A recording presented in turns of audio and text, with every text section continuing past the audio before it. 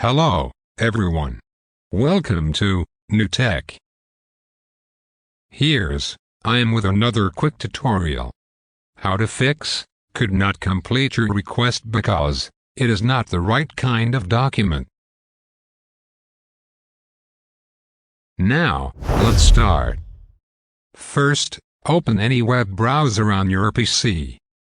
And, in the search bar, type NVIDIA Texture Tools Exporter, and hit enter. Then, from the search results, click on the official NVIDIA download link. Next, click on Download Adobe Photoshop plugin.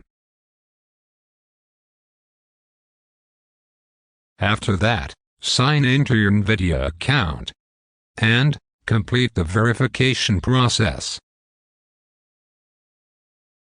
Then, click Save to start downloading. Once the download is complete, open the plugin setup file. Then, click Next, I agree, and install.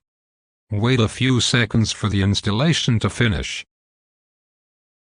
Once it's done, click on Finish. Now, try opening your game or application again. Great! It's working. Okay. That's it for today.